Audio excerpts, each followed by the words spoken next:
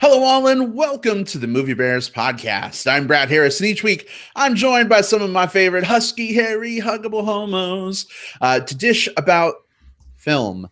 It's something we're very passionate about on this podcast. We love movies, we love bears, and I guess that's why both are in our title. We've got a fun show for you this week. We're going to be reviewing Spider-Man Into the Spider-Verse. And there's two guys I absolutely could not pull off the review without, because I'm not going to talk to myself the whole time. Jim Pugliafico is here with us. Hey, babe, how are you? Hey, babe. Thanks, and welcome to the podcast, everyone. I'm doing pretty good. Ready to get into this review with you guys. This movie's turned in from a kind of a little movie to maybe a big movie, so we'll see. Indeed. And Will Lindis is here as well. Welcome, Will. Hey there, webheads and wall crawlers. Really excited to talk about this one. Should be a good conversation. I'm interested to get into it. Before we do, though, just a couple of things. One, a few folks have joined us on the live stream. Don't forget to say hello in the live chat. If you've not seen Spider-Man Into the Spider-Verse, fret not. We'll talk about it spoiler free, and after we do that for a little bit, we'll give you a warning so you can step away if you want to protect yourself from spoilers. Also, too, a few folks have been asking about our schedule for the next few weeks, given that we have the holidays, kind of ramping up into full swing right now. Christmas next week and New Year's and all that stuff. So a little bit later on in the show, after our movie review, we'll kind of lay out what the next few weeks look like. I know a lot of folks love to tune in live. We've kind of been bouncing around a little bit with scheduling. So we'll talk you through what bat time and what bat channel to check out.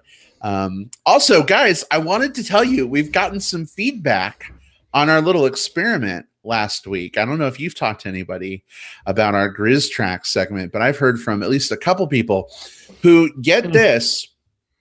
After the audio version of the show went live, they did it. They played it in conjunction with their copy of Elf. And they said it was a lot of fun, like watching the movie and listening to our running commentary as we watched it. It kind of enhanced their viewing experience. Will, you mentioned it was kind of like a new way for you to enjoy Elf, and that was kind of the feeling that I got from them as well. So seems like that might be something we should do again sometime.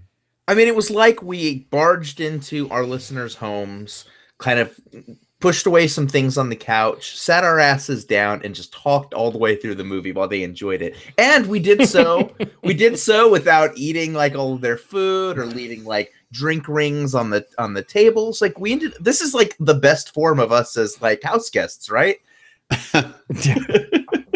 Yeah, hopefully the audio did sync up. We never really got to fully test it out, kind of after posting, but I'm assuming that it worked. I'm glad to hear that you're getting some feedback. I don't know if you heard anything specifically about any issues with it technically, but being the editor, I worry about those things. The only thing that was said was that I think the original DVD of the film was just a little bit behind whatever we were watching on iTunes and newer versions of the DVD. So it's one of those things where I think mileage is going to vary. Like, plus, to be honest, like when you hit play or pause, you know what I mean? Like on the thing, who knows? It could have been a little bit of a. There's so many different versions of these different films out there, and not even like director's cuts, and this one has 4 additional minutes or like that. Like just even format to format, you'll see a few seconds difference, and like when it's synced up, like like that's something we can't avoid. We can only do the best we can with the form and let people know the format that we used, and hope that whatever format that our listeners use is a near match. Well, it sounds like by and large, based on the feedback I got, it worked really well. So I'm glad to hear that. We kind of took a bit of a risk. It was our 6-year anniversary. Why not, right? But that was fun. We'll have to revisit that. If any listeners have any ideas for our next Grizz Tracks episode, a movie you'd love to maybe hear us gab about as it plays. Let us know. Well, guys, we got one big order of business for the show this week. That is, of course, talking about Spider-Man Into the Spider-Verse. And then we're going to take a week off. Before we jump into that movie review, are we ready for the holidays? Nope. No. Not even close. Not oh my really. God.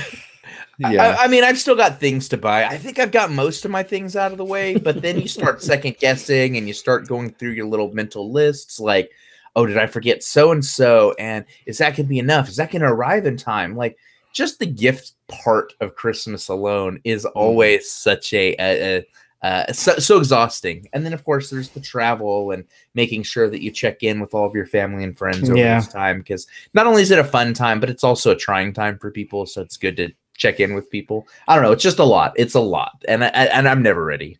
Yeah. One kind of feeds the other, right? Like all the expectations with the buying and the running around and the, touching base with family adds to the pressure and maybe keeps people from fully enjoying this time of year as kind of, in our minds we should be, but in reality, sometimes, the details get in the way if you let them. So, well, there's one tried true way to get lock in step and ready. You know what that is, guys? Whiskey. Watching movies. Just forgetting the whole fucking thing and watching a movie. No, you just got to put one foot in front of the other. And soon you'll be No, next year. Keep going. I'm enjoying the hell out of this. Entertain me. All right. Well, we got folks in the chat room. Bobby Miller's here. Hey, Bobby, glad to have you with us. Oh, goodness. Will D is in the house with us as well. I kind of wondered, Will, if you were going to catch the show on this one. We're excited to talk about this movie, Spider-Man Into the Spider-Verse. Chat is coming at you right now, I guess. Again, just a reminder, we'll talk about this movie spoiler-free for probably 10 or 15 minutes, and then we'll awkwardly ramble for a little bit to give you time to step away when spoilers come if you haven't seen it yet. So, gentlemen, are we ready to pull back the veil between dimensions, come together, and shoot some webs? Thwip, thwip. I think so. All right. Well, then here we go. Our discussion of Spider-Man Into the Spider-Verse.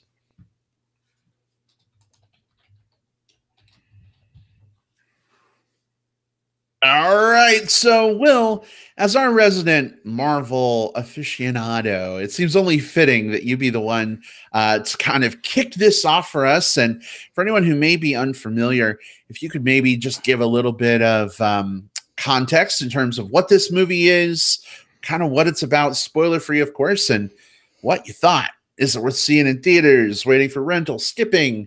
We'll follow suit. What did you think? Absolutely. So Spider-Man Into the Spider-Verse is an animated feature from Sony using the Marvel character Spider-Man and in a few different incarnations. You see, this particular story follows a different universe or different dimension than the Spider-Man that we've seen in like Avengers and Homecoming and things like that. Instead, in this world, the Spider-Man of this world is at the top of his game, but we don't follow him as much. We follow this kid named Miles Morales, who, through circumstance, develops spider powers of his own, and through even more circumstance, starts to come across different counterparts from different dimensions, different personalities, but all with spider powers. They have to team up to get everybody home and to defeat a common menace. I kept a couple of spoilers out of there because even the IMDb spoils something in the one sentence description. So bad job, IMDb. This movie rocks. So for me, I'm a Spider-Man fan. Like, you know, we've talked about like our different backgrounds in terms of like those of us who grew up on comic books, which comic book characters and worlds really drew us in. And for me, it was always kind of the mutants first and then Spider-Man second. And Spider-Man is just one of those characters who I feel like anybody, you know, anybody who's ever felt like they were kind of at the bottom of the pack, seeing this like dweeby dude get powers and start kicking all sorts of ass, like it's very inspiring. And we've had several Spider-Man movies, a couple of which I absolutely loved, a couple of which I absolutely hated. We've talked about all of those here on the show. And what I loved so much about this one here, and first of all, I'm going to say this is my favorite of the Spider-Man movies, period, hands down. Because I feel like this one captures everything that I want it to. It captures the spirit of the comic books, the kind of the scrappy underdog spirit that you want to see out of these characters. The animation is fresh and original and unique, blending multiple styles and also a unique style of its own in this like color splash pattern, which feels both reverent to the way comic panels look and the way movement lines work as something's moving from panel to panel, but also very original and fresh and unlike anything that I've seen at the movies. I love that. This is that rare blend of it pays homage to its source material while also doing something very original and very fresh. This movie is, I sat down and started working on my top 10 of 2018, just to start getting a heads up on it. I was actually working on that today. And this one is one of the like 13 films that was vying for one of those spots. I loved it that much.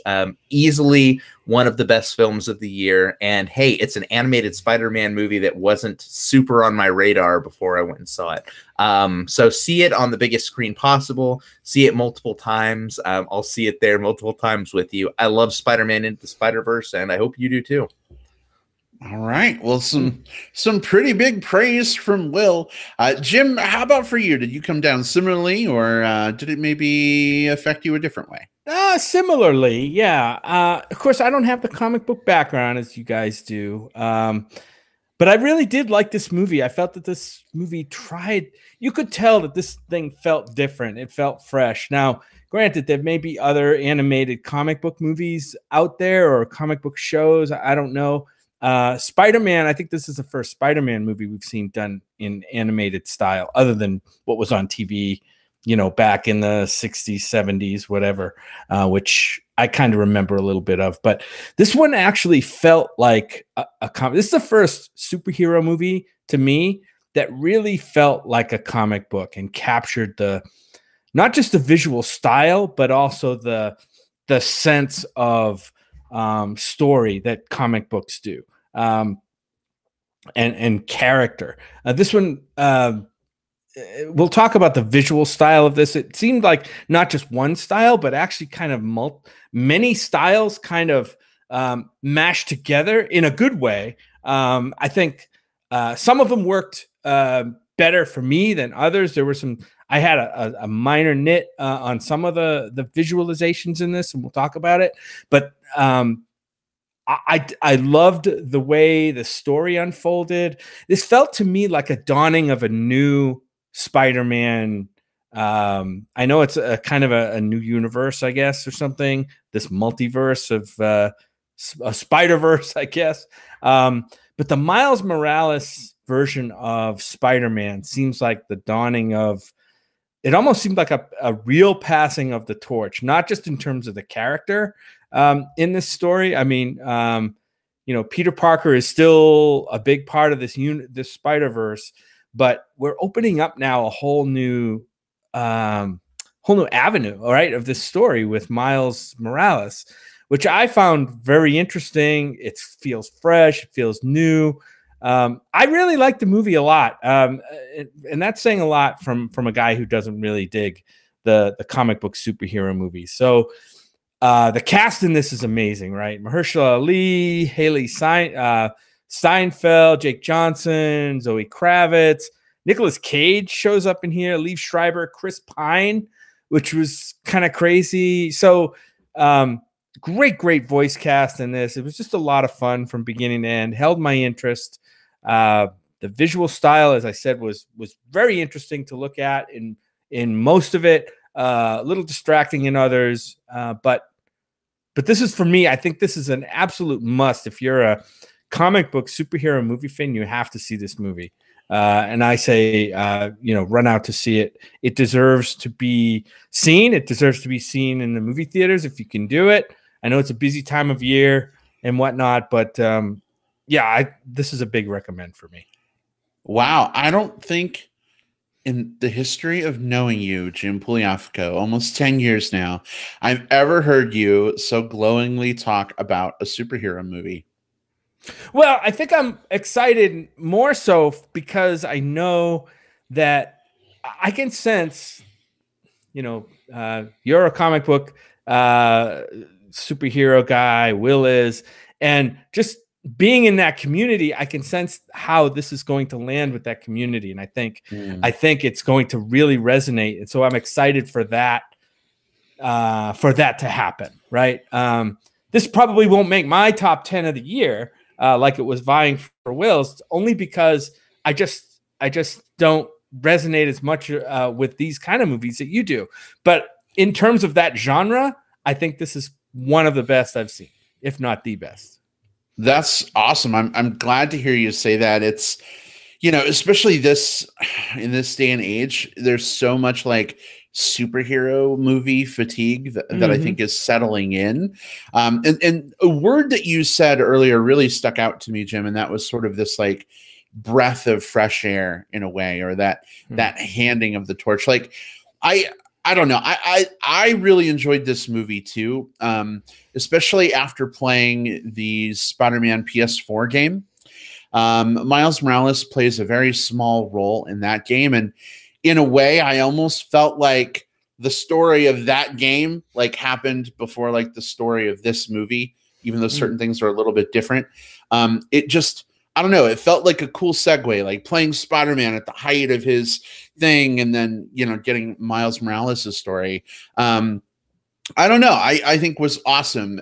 Will in the chat says he loved the PS4 game as well. Yeah, Will, I know it's been very very popular, and I felt like, I don't know, coming into this movie, I was ready for a Miles Morales Spider-Man movie. And the reason I say that is because when Miles first came onto the scene in like the comic world and that whole thing, I'm like, oh no, fuck that bullshit. Peter Parker is Spider-Man. Why is somebody else being Spider-Man? This is craptastic. But I think in a way the game kind of like fertilized the ground a little bit for that for me. And so coming into this movie, I'm like, you know what? I am full on ready for a Miles Morales movie. And we got that. And certainly, you guys mentioned Peter Parker does play a role. Obviously, it's dealing with parallel dimensions and stuff. It's in the trailer. We get Spider-Ham and Spider-Man Noir. And it was really neat to see all these different... Spider-Ham, was that it? Yeah, Spider-Ham. It was really neat to see all these different versions of Spider-Man from these different universes coming together. And it was just one big giant love letter, I think, to years and years and years of Spider-Man comics, animated shows, movies. I mean, there's kind of something for everybody. We can talk more about it in spoilers, but I literally think there's like an Easter egg for every Spider-Man thing ever in this movie, including the really bad Raimi movies. So I was really happy to see that. The cast, you're absolutely right, is phenomenal. Guys, Mahershala Ali, even in fucking animated form, can we just give him like all the props? Oh God, like, easily, yeah. The dude can dude can act, obviously, but that voice alone, like, is pretty awesome. Yeah. If I could like convey emotion through the timbre of my voice like that guy does, I'd be rich. I mean, he's completely amazing. And some other folks that showed up that weren't mentioned yet, Lily fucking Tomlin. You guys, I'm dropping a lot of F-bombs, but I adore her. Oh my gosh. The moment I heard Aunt May speak, I'm like, oh my God, yes. it's Lily. Tomlin. Kimiko Glenn showed up in this. I mean, just a phenomenal cast here. Brian Tyree Henry. I mean, when you think about an animated movie like this, obviously it's voice acted and we get a lot of CGI stuff, thrown at you on the screen. But if the acting from like a voice actor standpoint doesn't really draw you in, it's really hard for me to get interested in what's happening on the screen. So this movie, I mean, complete slam dunk in that regard for me. If I had one complaint, if I had to interrupt my spider gush with one complaint, it would be that this movie gave me a headache. And here's why. At many points of this movie, I thought we were watching a 3D movie without 3D glasses. Things were like out of focus. You had like red, blue, slightly separated, even to the point that like Jim went out into the lobby, grabbed some 3D glasses from a bin. I probably have pink eye now. And we put them on to see if like we were watching a 3D version. And we weren't. It's just the movie itself. It's really cool. It's really visual. I think it's neat. But I think my eyes were trying to like focus and like blend the images together. And there were some points like where it was super action heavy where I literally had to like close my eyes to like stave a really bad headache from coming on. So I don't know, probably most people aren't going to have that experience, but it was a little bit jarring for me. Yeah, I've seen, and this again, I said this was a nit. It wasn't throughout the whole movie. It wasn't super. In some scenes, it was very prevalent. In other scenes, it wasn't there at all. It was just weird. It was like a red-blue fringing thing that they did, which looks exactly like what a 3D movie that's shown without 3D glasses looks like.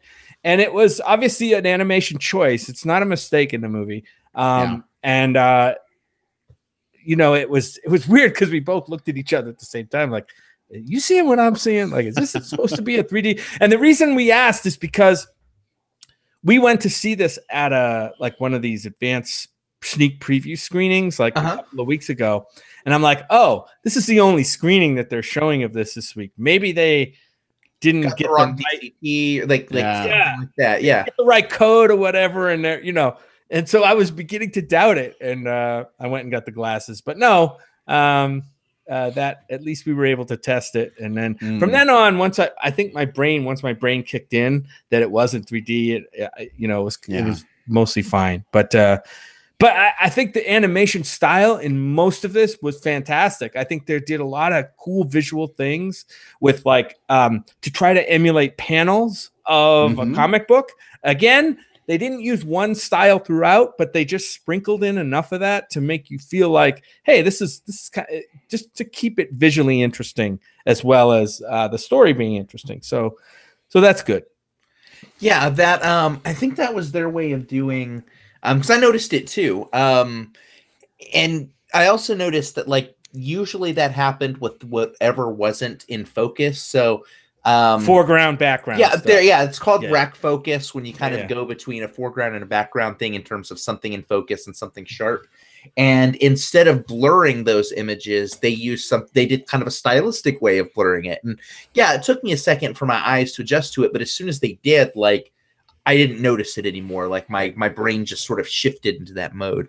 This was another cool thing about this is that this is the right way to adapt both a character and a comic book story. Like Miles Morales has been kicking around the Marvel universe or the other versions of the Marvel universe for Marvel universe for a few years now. Not just the Sony, but kind of the ultimate line of comics. And back in like 2011, he's been kicking around, and then he's now over in the main comic book universe doing stuff, and like he's a lot of fun to read, but it's really hard to now say, how do we get this character who's known for becoming his version of Spider-Man in a very specific way in this other story? And it's to tell this story. There is even like a Spider-Verse set of comics, and it features all of the characters from the different dimensions coming together, but it's a very hard to adapt story because it has so many deep cuts in that. I like what they did was with adapting that, they said, we don't have to be beholden to that story at all. All we're beholden to is the idea. How do we get all of these cool characters together in our own unique way? Like if you'd read those comic books and watched this movie, you won't be spoiled one way or the other because it's two totally different stories. And I love that. This is how you adapt something. You find the spirit of it and you tell that story instead of trying to figure out how to beat for beat this plot point or that plot point. Yeah, I agree, Will. I mean, like, just like I said, the way it folded in the story into that comic book sensibility, I thought was, you know, I don't know. Sometimes I think these new superhero movies, like, you know, and Avengers is great and all that, and it's almost like we're starting to see almost two different paths, at least now for these movies stylistically. You have this live action stuff that's like super CGI'd, you know, with live action superheroes, and I'd love to see. Obviously, if this movie is successful, you know, I'd love to see where they're going to go with this, both with this universe and stylistically where they go with this new Spider-Man Spider-Verse thing. I wonder if we'll have more Miles Morales and Friends movies. I guess we'll see. But Will in the chat says that he loved Into the Spider-Verse. Very close tie between this and Homecoming is his favorite Spider-Man movie. But this one slightly edged Homecoming out. And Will, I got to agree with you. As much as I loved Spider-Man Homecoming, this takes the cake for me as my favorite Spider-Man movie at this point. I still think the PS4 Spider-Man game is my all-time favorite Spider-Man movie, even though it's an interactive thing. But in the traditional movie sense, I would say Into the Spider-Verse takes it. Yeah, for me, it's this hands down. And then probably, I mean, I would put Raimi Spider-Man 2 over Homecoming. But, I mean, there's a certain point where it's like, with the Spider-Man movies, you have a cluster of good ones and a cluster of bad ones. You don't have really, like, very many middling ones, at least for me. There's, I think, 3 actively bad Spider-Man movies.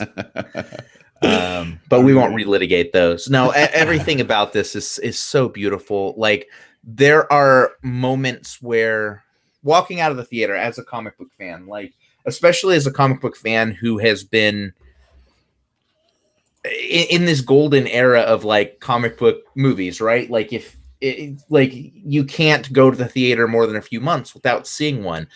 I've got tickets to Aquaman this weekend for good or for bad. Yeah. But I walked out of this feeling something that I haven't felt since probably since the first Avengers movie, because that was so monumental, just bringing all of these characters together. That grand experiment of those first few movies had come together and created something very special on screen. I walked out of the screen like emotional that something this good and something this closely aligned with something I'm so passionate about was able to be realized this beautifully and this artistically and this creatively. Like, I can see a new generation of like comic book fans and kids just being inspired by this to inject color into their lives and into their art and into the stories they tell, the way this injected all of that that color, not just visual color, but also like the originality and the freshness to it. Like, I'm inspired by the fact that this may spawn a lot of really creative works over the next generation. That's a cool thing to think about. And I think it sparks interest in what's come before too. Like, I know after playing the Spider-Man PS4 game, I went back and started reading all these Spider-Man comics from like the late 90s and early 2000s. Now, after seeing Into the Spider-Verse, I'm almost ready to like put that series I'm currently reading on hold and go back to the start of the Miles Morales stuff that I was like dead set against before, because I was so like hardcore. No, only Peter Parker can be Spider-Man. So it excites me about what's to come and, you know, what's come before. And I think anything that can ignite that kind of interest and enthusiasm for the source material is a huge win. So, guys, I think we could spoiler-free gush for another 20 minutes. But I think there's a lot of spoilers we probably want to talk about. Are we feeling like it's that time? Are we ready to make that transition? Yeah, I think so. All Spoiler it up. Your best Diet Coke girl impression, Jim. I love it. All right, folks. So this is the part of the show where I awkwardly preamble for a couple minutes to give everyone a chance. If you haven't seen the movie yet, you don't want to be spoiled on the plot of Spider-Man Into the Spider-Verse. This is your opportunity. If you're watching live, maybe put us on mute. Come back in about 20 minutes for the end wrap-up of the show. If you're listening on digital tape delay via the magic of iTunes or Spotify or Stitcher Radio, feel free to use the handy-dandy time index in those show notes to skip ahead to the final segment of the show if you like. But I've rambled enough. Spoilers are officially fair game. Fair game. Wow. Fair game. And we shall spare no spoiler at this point. My brain was blending things together, guys, like parallel universes bleeding into each other. That's what happened. I'm convinced of it. But where do we want to start with spoilers? One thing that I think is worth throwing out there, it's a small detail. It's not necessarily like one of the most important parts of this movie, but there is both a mini twist in this movie and then a revelation that twist causes later on that is both fun from an expectation perspective and also from a Easter egg for the comic book perspective. And that thing is, through the course of this movie, we're introduced to this scientist, this female scientist who's working for Wilson Fisk, the Kingpin, and we don't know much about her, except for that she's working on this dimension hopping stuff. And then all of a sudden, the Peter B. Parker and Miles Morales are in her lab, and she throws off her lab coat, and surprise, she's the Dr. Octopus of this world. And these cool tentacles come out and start kicking ass, and she becomes this kind of major villain in the story. So, first of all, really cool with them playing with expectations. You know, a lot of people are probably used to, if you're coming into Spider-Man and you don't have, if you have any knowledge of the character, you probably know about him. If you're a comic book fan, you probably recognize him as the villain of probably the most popular of the first run of Spider-Man movies. And he's one of the major characters that you would see in the PS4 game. So, yeah. So you know that there's these, you know, you have this expectation of what you could get, and instead you get her instead of him. So that's cool. But there's also a line where they call her by her first name. And what is it? Was it Liv, I believe? Anyway, they call her by her first name and they say, only my friends call me that. You can call me Dr. Octopus. Later in the movie, Aunt May sees her and says, Liv? Meaning that there's a tie between the two. And deep cut to the comic books, Doc Ock almost married Aunt May in the comic books as one of the major things. So I'm putting this down. This is my canon. This is my head canon. This is my whatever. In the universe that we just saw, there was a fling at one point between Aunt May and Liv/Dr. Octopus. Aunt May is confirmed lesbian in Spider-Verse, and I'm here for it. Well, but wait a second. Aunt May was married to Ben Parker at one point. So it's possible she's maybe bisexual. We don't want to assume her sexuality and discount, 30 years of marriage, but yeah, bisexual. I can see that. But it can happen. Can see that. It can happen.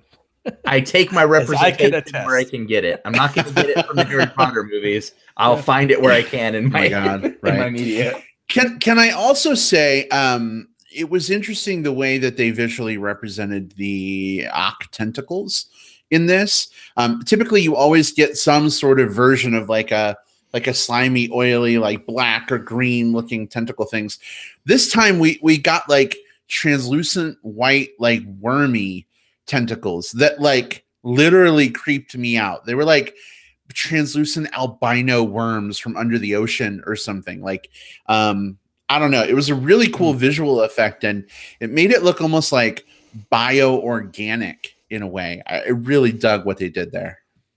Yeah, I was Will, I'm glad you mentioned the Doc Ock in the PS4 game, because I had just finished watching before we saw this movie. I think we had just finished like in the day before watching there's a on YouTube there's a supercut of all the PS4 game cutscenes put back to back to back to back, and they make kind of a cool little narrative movie that's like over 2.5 hours long, that tells a story. And of course Doc Ock is in that. But this movie, so it was good to see her show up here, but this movie had like 4 or 5 villains in this movie, right? You had Doc Ock, you had of course Wilson Fisk as Kingpin. We're in spoilers now, right? So yes, we are. So we had the uncle as I forget what his the Prowler. The Prowler. They had the Scorpion dude in here, and at least 4 that I can think of, and maybe more.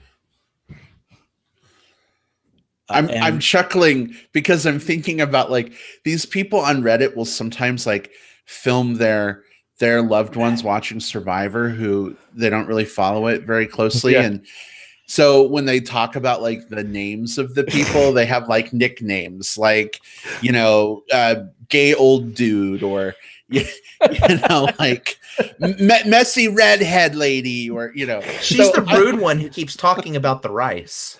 Right, exactly. Fucking Angelina. But Jim, I love you. You're like, that Scorpion dude. What was that about?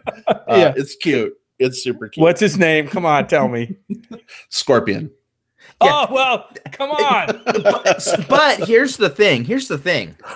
I'm going to go to bat for Jim right here, because this is an alternate universe. So let's call him Scorpion Dude. Like that's what he wants to be called. Fisk has made him call it Scorpion, but he really wants to go outside of, I don't know, I'm just making shit up. But Scorpion Dude is really cool, and I dig it. Yeah, he totally is a Scorpion surfer, Jim. He does that in his spare time. So he's Scorpion Dude. So there you go. You're good. Nice. And he has extra balance because of the tail. Like he can really crush some killer waves. Will in the chat called out the other two, Green Goblin and Tombstone were also part of that that evildoer pack. The gang there, yeah. Mm-hmm. Well, we needed that many villains to handle that many spider guys, right? We had how many spider guys? Like spider 5, guys 6 spider guys and spider. Well, not spider. You're right. Spider guys, spider and woman, gals, and animals, and Penny, right? And robots, Don't forget robots, right? So at least 6 that I could think of. You had a heroic 6 and a sinister 6. That's it's pretty fair fight, right? What being like Spider-Man, aficionados as you guys are, what other Easter eggs? Because there were Easter eggs, I guess, all throughout this movie. Totally. Both obvious and some pretty esoteric ones. Which ones stood out to you guys? So 2 things stand out to me right away. One, when we see a bunch of the Spider-Man costumes, like behind Miles at one point, we see the Spider-Man costume from the Spider-Man PS4 game, which was awesome. 2, at one point, he's like trying to stop a train or something, and he's got like the webs out to the side, like in the Raimi movie. And that was just sort of a visual. They didn't really focus a ton on it, but those stood out to me. Will, how about for you? Yeah, so obviously in that opening sequence when they tell the main Peter Parker of that world's story, because there's so many origin stories in this, which is also really cool, kind of the way that plays into the theme. But you get to see, like you said, the Spider-Man 2, the stopping of the train, the Spider-Man 3, the goofy dance that he did, only it wasn't with emo hair, it was just normal, but he did that. You got to see when we go down in the in the subterranean layer, you get to see like the costumes, but also a lot of the weird vehicles that Spider-Man had, kind of like in the 70s. Like the spider bike and the spider copter and the spider truck and all of those different things. There are also some neat sort of non-Spider-Man Easter eggs in here. Like whenever they were downtown and they were looking at like the marquees, you could see different movie posters or movie displays for things that were playing. One of them looked like a sequel to Shaun of the Dead, which, yes, give me that now. And there were some that just looked like a random, I forget what it was, but like a random like Seth Rogen comedy. Like it was neat just kind of looking back there, and like all of those were fictional movies, but all of them were like, yeah, I could totally see that being a thing. So there were also 2 Peter Parker Spider-Mans in this movie, right? At the beginning, which kind of confused me a little bit. The first one, I'm like, I picked up on the voice actor right away. It was a blonde guy portrayed by Chris Pine.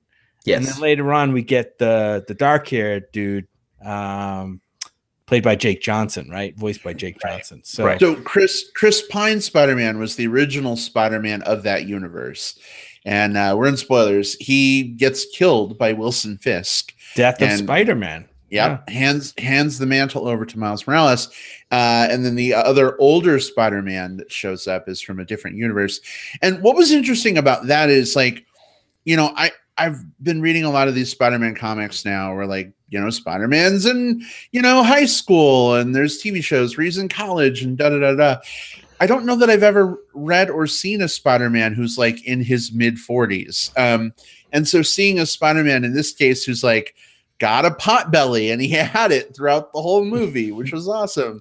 A failed marriage, that was really neat for me to see. And Will in the chat mentioned that a sequel to this movie and a spinoff have been greenlit. I don't know what involves what, but I kind of want like a middle-aged potbelly Peter Parker movie now. Like I want to see what happens when he goes back to his universe. It's coming from them adapting a thing well. There was in that Spider-Verse comics, there's one of the dudes that meets up with the Penny Parker and Spider-Ham and just all of the different characters in there is this dude named Old Man Spider, and he's like from a kind of futuristic, like things have gone to shit type storyline. But he wasn't there to be a alternate version of Peter Parker from the future to help teach Miles Morales lessons and to learn some himself. He was just another character. And so what they did was they took that idea and they turned it into something that was perfect for this story, because you had these story arcs all coming off of each other at the same time. You have Miles, who feels like he's got these powers, but he can't make a difference. He can't do anything in the world with these powers. He can't be Spider-Man. You've got this version of Spider-Man who's now like 38, 40, he's an older dude, and he's not the Spider-Man that he thought he was going to be. Basically, we have a Spider-Man before his prime and a Spider-Man after his prime, having to learn from each other and become better Spider-Men as a result of that. I thought that was so wonderful. Like from a writing perspective, I need to see more writers doing adaptations like this, figuring out why am I using this character? And even if it's just a character like Spider-Noir or Spider-Ham or Penny Parker, who all three of them were primarily there for comic relief in different ways, they were all used effectively, sparingly, and had just enough of the punch they needed to move things forward. I love this. I love the way that they put these characters together. So there was the blonde woman spider person in this movie, yes? Spider Gwen Stacy. That's Spider Gwen Stacy, and then Penny Parker. Is that it? Yeah. Who is the anime spider girl with the robot? Yeah. SP//DER or DR. Okay. Yeah. Okay, gotcha. Oh man, there's a lot to keep track of, and of course, like I said, I go into it. I'm like, who are these people showing up? Oh my God, there's like an animated like Porky Pig Spider-Man. That must be something that's from the comic books. Cause I could hear, it's funny when that character like appeared in the movie, like you could hear like a ripple go through the audience of recognition. You know, I'm sitting there like, huh, what? It's just, you know, I don't get it, but you know, that's the good thing about this movie is even if you don't get it initially, like you're pretty quickly on board with who these people are. Oh, like I'm thinking like, oh yeah, Spider-Verse. Oh, these must be other spider characters. That's the magic of this, because they were able to do this. Story has a lot of deep cuts that I think would be inaccessible in a lot of other stories. But because it's just a bunch of different spider people from different spider universes, you don't need to know all of those deep cuts to recognize this is the version of air quote Spider-Man, but in this one it's Gwen Stacy instead, and she wears a white costume. And she's mourning the loss of her version's Peter Parker. They tell you all of that. You learn everything you need to know about every single one of these characters. In a way that's thematically tied to the anyone can be Spider-Man theme. I want to talk about Miles and Gwen for a minute, because one of the things that I really appreciated about this movie, even though Miles has like this little bit of a crush on Gwen, it didn't devolve into like relationship drama. Like, yeah, she was a fun character that showed up. He's got an interest. I assume because she's somehow able to get in touch with him across dimensions. If a sequel is truly happening, my guess is they're probably going to both be involved, and maybe that will be the romance movie for them. I don't know. But I'm so glad they kept the romance schlock to a minimum in this one, because absolutely. I was afraid Gwen Stacy would get like subsumed, right, by like this romance thing with Miles, and I really wanted to see Spider-Gwen be Amazing Spider-Gwen like before any of that stuff came in. Yes. Right. And in this I guess in this cultural society that we're in, whatever, I think you want to see her have an agency other than, you know, Spider-Man's girlfriend, right? We want to see her as a strong character in her own right.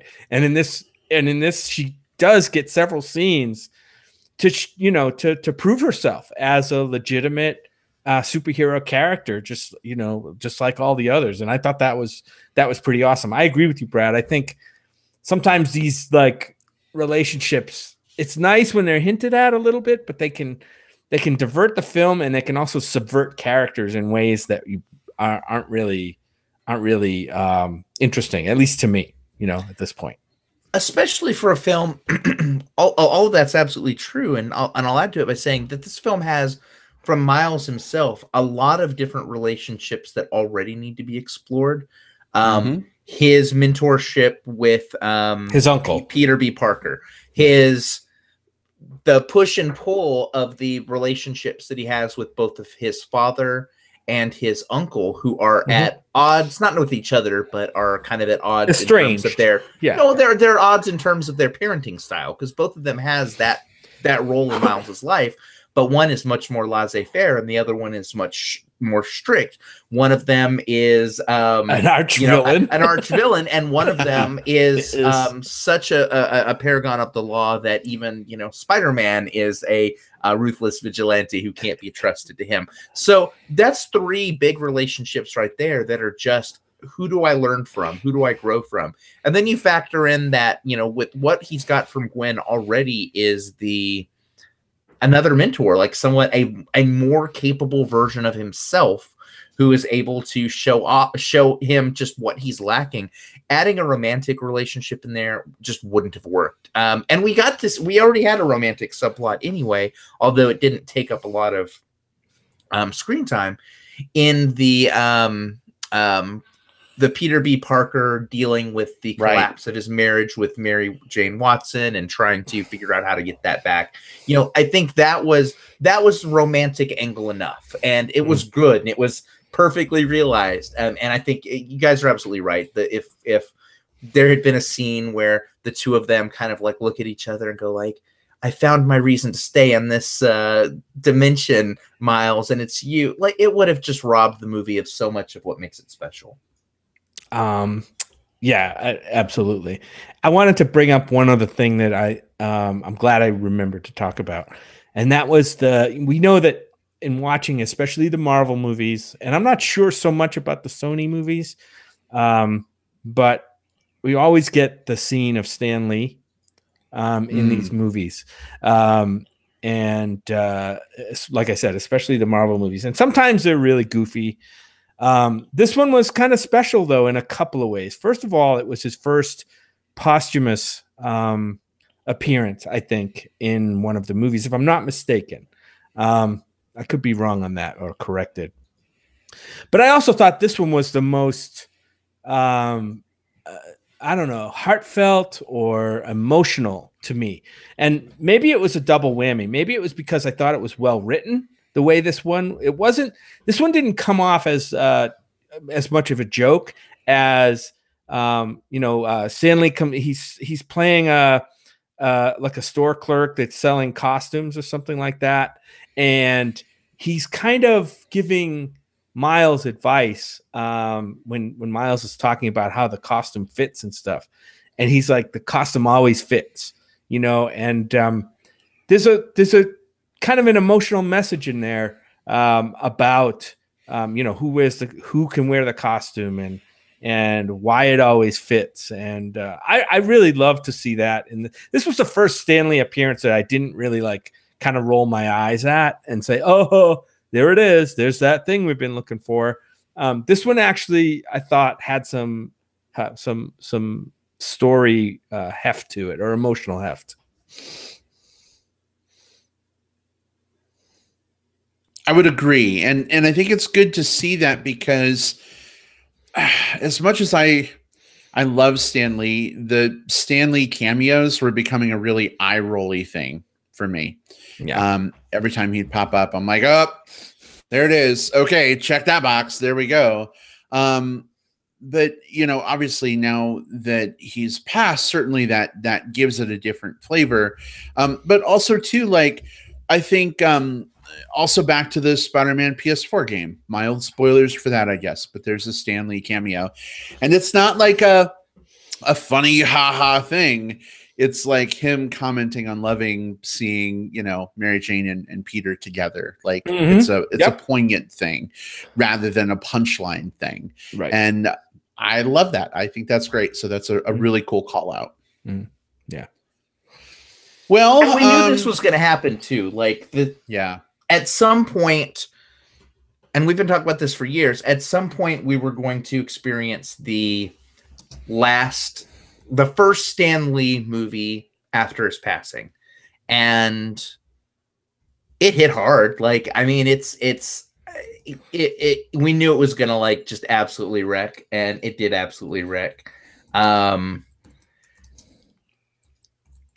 you got to think that of the different characters for us to experience him through, Spider-Man was the right one. Like, this was the right send-off movie. I think they filmed some things for some other movies coming up. We may see him in some others, but this is the first one after his passing, and so I mean, if he could go out with any of his creations, I think with Peter Parker and Spider-Man, it just feels right.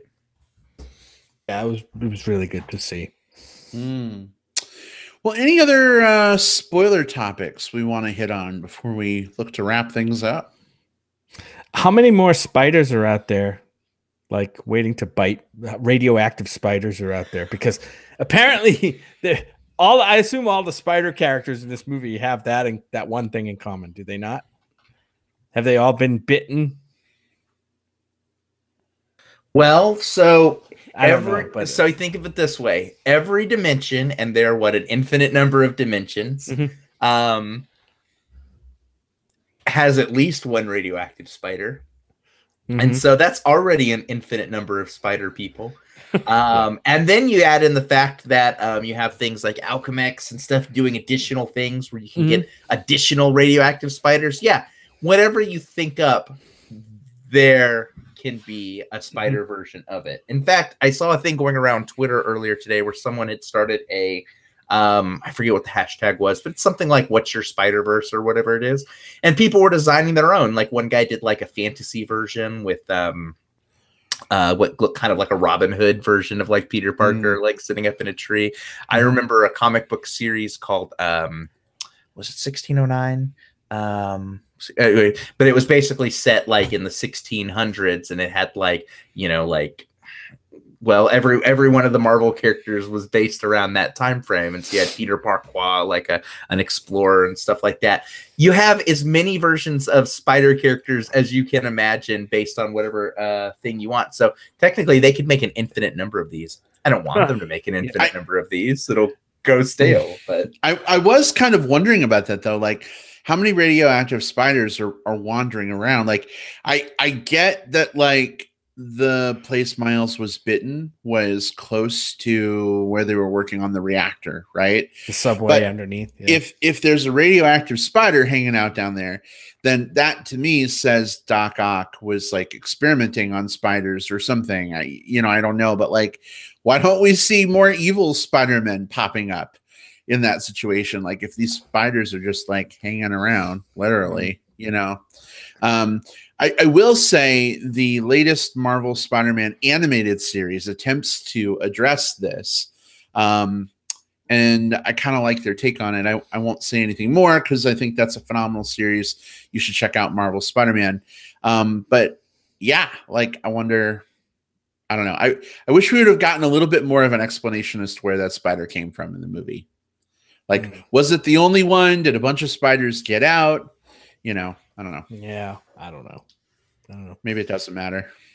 I don't know. I mean, it's like, that's why I asked the question. Like, I just wondered if people become spider heroes in different ways, or do they all have that kind of genesis in common? Well, even the pig. So all of them are a little different because, like, Spider Ham, he's actually a spider who was bitten by a radioactive pig. Because his is a goofy world, so they did something goofy. As Simon points out in chat, SPDR is Penny Parker has a psychic link with a radioactive spider, and that radioactive spider is what attaches to the mech. So it's not always like bite power. Like sometimes it's some variation nearby. And do I need anybody to explain to me the stinger? We can do that super quickly. There was a comic book series. I remember the series. Yeah, it was called. Well, so the comic book series was called 2099, and it was all characters that were set in the year 2099, and that's where Miguel, the character that you see there at the end, was, and he jumps through time. So that's all you need to know about him. He's Spider-Man from the future. He appeared in the comic books for a good stretch, and then he jumps back in time to the Spider-Man 1967, and we get to see that cool meme of the Spider-Men pointing at each other. But so that's a meme. Is that what it was? It's a scene from one of those episodes, but a lot of people do that on a meme as a meme. Like, so if like a good example of that would be like if Brad was posting something about like, I'm super into Survivor and movies, and I posted on his comment wall like, me too, we're the same. Then Brad could post the little spider meme of the like which one of us is which. Yeah. I gotcha. I don't think I've caught that geek meme before. That's all right. It's okay. But that was a fun moment. I appreciated that a lot. And it was interesting because a lot of people left early. They didn't even see that in our screening. Yeah. I'm like, people, I know this is a Sony movie, but it's a Marvel related property. Like, don't leave during the credits. Like, wait. But then I was kind of glad they left because that fucking family trashed the theater, and that pissed me off. Yeah, that was a whole thing that we can get into later. Pet peeves. They brought like 12 little 3-year-old kids, and when the lights came up, there was popcorn everywhere. There was like sticky fucking popsicles on the chairs, and like it looked like a radioactive concession bomb went off. Yeah. So it was like the playground area of McDonald's or something. It's so interesting, like just knowing the difference, like experiencing the difference between like a promo screening versus, because that's what you guys did, is like one of those like early access promo screenings, right? I guess. I mean, yeah, we didn't get free tickets or anything. This was just like an advanced screening that we were able to buy tickets to. Was it like through Regal? It was Cinemark. It was Cinemark. Okay, yeah. So like sometimes those like the early access ones, like in my experience, especially for something big, you get a lot of people in the crowd who, and it sounds like maybe you got them, who are just loud, like obnoxiously loud. I went to one once where there was like a row of like press people sitting up front, and then there were some people that were just kind of pressing in around them. And they got into an argument, and like one of the press people and one of the people who wanted to sit in the chair that they were arguing over, they like were like, "I'm going to kick your ass," and they had to get escorted out. And I'm like, Jesus. Wow. Can you imagine representing like an outlet and like getting ejected from the theater for almost getting into a fight? Oh boy. So, yeah. You never know what you're going to get in a theater these days. Yeah. But I'm glad you guys got a chance to see, like those. Yeah. I was mad jelly when I saw that you guys got a chance to see that one. Yeah. It was kind of an accident that we even got to see it, actually. Oh, that's a funny story. Cool, because I saw it was advertised like buy your tickets to this advanced screening, and I'm like, I went into my app and I jumped on it, and I was at work, so I texted Brad real quick. I said, Brad, do you want to go to the advanced screening of the Spider-Verse movie tomorrow night? Sounds awesome.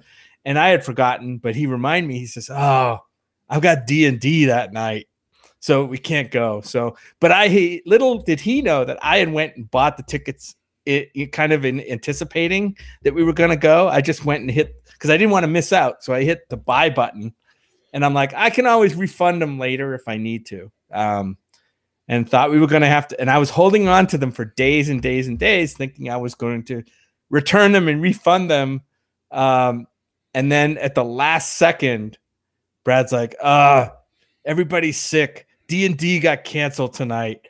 And I'm like, well, don't be so glum, because we got tickets to go see Spider-Verse.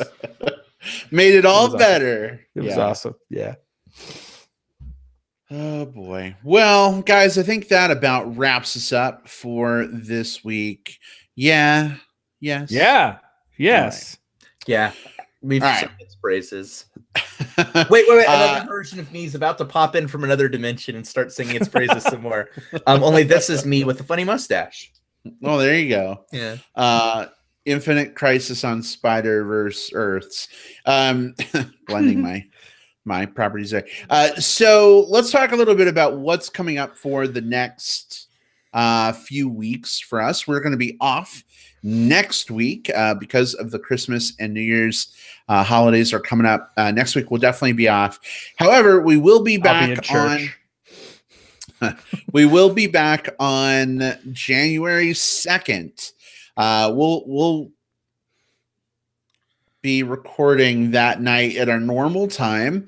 I have to like convert time zones in my head now because time changes and all that good stuff, but it'll just be a Wednesday instead of our usual Tuesday. Exactly. Yeah. So it'll still be the same time, which is 5:40 p.m. Pacific Standard Time, but it's going to be Wednesday the 2nd, and that's going to be our holiday catch-up show. Not catch up like the condiment. Holiday catch up. I love it when Heinz does that. It will be our catch up show. Obviously, several great and Oscar potentially expected movies are coming out or sort of around this time of year. No doubt we'll be seeing some of those and maybe even catching up with some things we missed in theaters while we've got a little bit of downtime. So we'll have a catch up show coming on the 2nd of January. January 8th is going to be our top 10 of 2018. Will, you mentioned you're already putting your list together.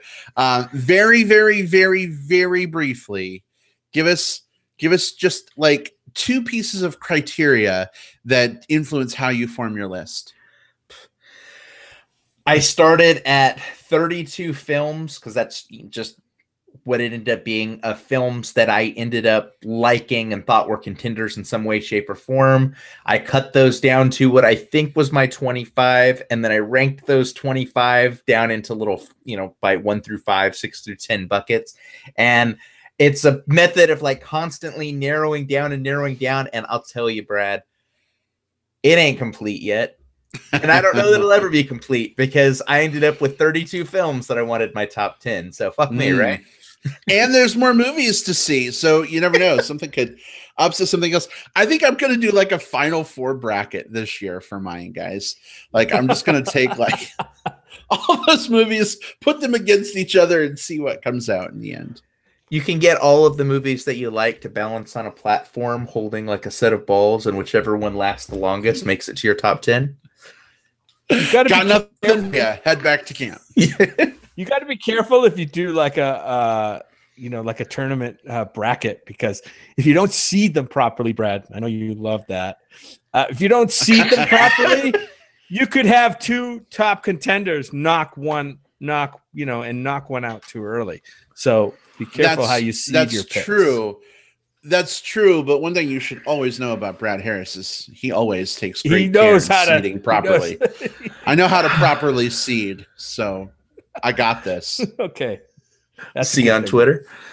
R.I.P. Tumblr. I may be able to vouch for that. We'll see. We'll seed? What? We'll see.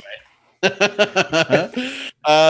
January 8th is our top 10 of 2018 show. And then ahead of the Oscars on January 14th are going to be our 2018 MBP awards. That's where we give out our superlative awards for fun categories like best hairy chest in a movie and favorite tearjerker moment and all those great things will be coming up. So we've got 3 great weeks of content coming up after the holidays. We hope you'll join us. And Simon in the chat, Simon, we adore you. He says, finally, the blatant filth I come here for. Who knew talking about, seating would this is why we can't recommend this show to our relatives. Or we can and just say, fuck it. Like, this is who I am. Yeah. So I gotta tell you, recently, someone at work had discovered the podcast and really likes it, which I think is awesome. I think that's super cool. But like we're like in our work chat thing, and because the holidays are starting up, one of my coworkers is like, man, I've got like a 12-hour road trip. I need podcast ideas, you guys. And that coworker who discovered our show is like, well, Brad's got a podcast. Here it is. You should totally listen to it. And like 12 people in that chat room, like, all know about the podcast. And I'm like, all right, guys, just heads up. There's some very not safe for work words and content. And no joke, one of the people who's like the sweetest, most like down to earth, well-spoken ladies ever. She's like, non-safe for work content. Effing sign me up. That's what I live for. So wow. There you go. So you never know what people's lives are like outside of work. Right? Yeah. That's true. One of the things that's so exciting about those MBP awards coming up too is that, and we'll put this out through social media as we get a little bit closer, but we like to hear everyone, like all of our listeners' picks for some of these categories as well. So as we get a little bit closer, we'll put those, it's a little ways out, but as we get closer, we'll put those out through the social channels and you can all chime in and we'll be reading some of those comments live on air during that episode as well. So, it's a hell of a few shows coming up. I'm really excited. Like, kind of fuck the Oscars, fuck the Golden Globes, fuck everything else. The MVP awards are the premier place to be. We're going to find out who's wearing who's chatting to who on the red carpet, like who's all having sex with who. Yeah, like that all happens on the red carpet. Like our red carpet would not stand up to a blacklight test. Isn't that the truth? One more thing, just to call back to something we did last week with Christmas and New Year's and all that good stuff coming up next week. If you want something to put you in the holiday spirit, if you haven't quite gotten there yet, last week we recorded an episode available right now in iTunes, Stitcher, Spotify, and on YouTube, where we started the movie Elf, starring Will Ferrell, at the same time and commented throughout. You can put in your favorite copy of the movie, hit play on our show. We'll tell you when to start the movie, and you can hear our running commentary on the film as it plays. So if you're looking for something fun to do, maybe while you're off on vacation or this weekend, just to put you in the spirit, we'd love to share the holidays with you in some way. So feel free to check that out. Our Christmas appropriate comments, of course. Oh, yes. Guys, you know what I just realized? What's that? Just kind of in looking at the list and thinking about this. This is our last time to record in 2018. Yeah, like this, we are done with 2018, and I don't know how I feel about that. Well, technically we're done in terms of recording in 2018, but we're going to be talking about our top 10 movies of 2018. So it's sort of like a little satellite of 2018, maybe. Yeah, it's sort of like an easing period, a transition. A January movie sucks, so let's do something while we're watching I, Frankenstein or whatever bullshit they have out. Oh God! Oh, that movie! Fuck. Anyway, well, listen, everybody. We hope that you have a tremendously awesome holiday season. We hope you have a very safe New Year's. Be good to each other, love each other, have fun, and we will see you all in 2019. Thanks as always for being part of our show, and we'll see you in the new year. Goodbye, everybody. Take care. Happy holidays. Happy New Year. Bye, everybody. Be kind.